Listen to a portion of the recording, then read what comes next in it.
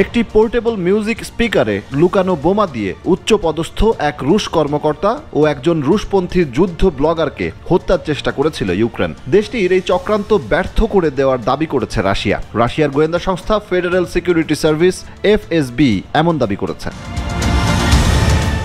Soviet আমলের কেজিবির প্রধান উত্তরসূরি FSB বলছে, একজন রুশ নাগরিক সামাজিক যোগাযোগ মাধ্যম টেলিগ্রামের মাধ্যমে ইউক্রেনের GUR সামরিক গোয়েন্দা সংস্থার একজন কর্মকর্তার সঙ্গে যোগাযোগ করেছিলেন। FSB আরও জানিয়েছে, ইউক্রেনের গোয়েন্দা কর্মকর্তার নির্দেশে একজন রুশ নাগরিক তখন মস্কোর একটি গোপন স্থান থেকে একটি বোমা উদ্ধার করে। বোমাটি একটি পোর্টেবল মিউজিক স্পিকারের মধ্যে লুকিয়ে রাখা ছিল, যদিও FSB সেই কর্মকর্তা বা ব্লগারের নাম উল্লেখ করেনি।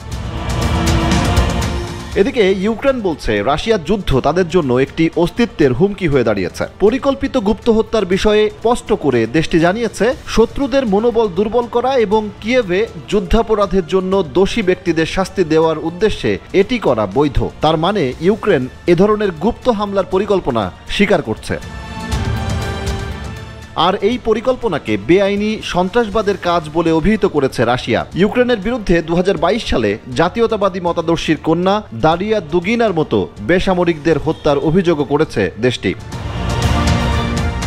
এমন এক সময় এই ঘটনা সামনে এলো যখন রাশিয়া ইউক্রেন যুদ্ধ বন্ধে আলোচনার উদ্যোগ নিয়েছে স্লোভাকিয়া, যেখানে ইউক্রেন এখনও কোনো মতামত না জানালেও এরই মধ্যে আলোচনায় বসতে রাজি হয়েছেন পুতিন।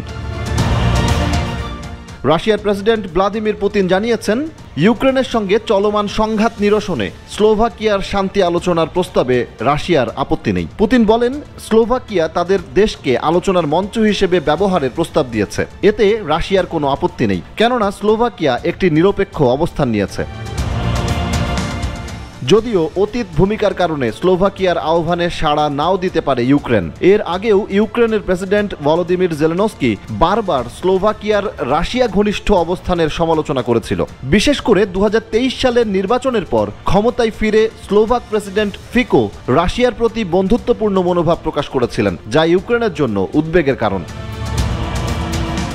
অন্যদিকে রাশিয়া ইউক্রেন যুদ্ধে উত্তর কোরিয়ার সৈন্যদের অংশগ্রহণ নিয়ে বেশ ঘোলাটে পরিস্থিতি তৈরি হয়েছে। মার্কিন যুক্তরাষ্ট্র ও দক্ষিণ কোরিয়া বলছে, বিপুল সংখ্যক উত্তর কোরিয়ান সেনা নিহত হয়েছে এই যুদ্ধে, যারা রাশিয়ার পক্ষ নিয়ে ইউক্রেনের বিরুদ্ধে যুদ্ধের ময়দানে নেমেছিলেন। এছাড়া সম্প্রতি রাশিয়াও ইউক্রেনের শহরগুলোতে ড্রোন আক্রমণের সংখ্যা উল্লেখযোগ্যভাবে বৃদ্ধি করেছে। ইউক্রেনীয় সেনাবাহিনীর তথ্য অনুযায়ী মে মাসে যেখানে আক্রমণের সংখ্যা ছিল 400, নভেম্বর মাসে তা বেড়ে দাঁড়িয়েছে 2400।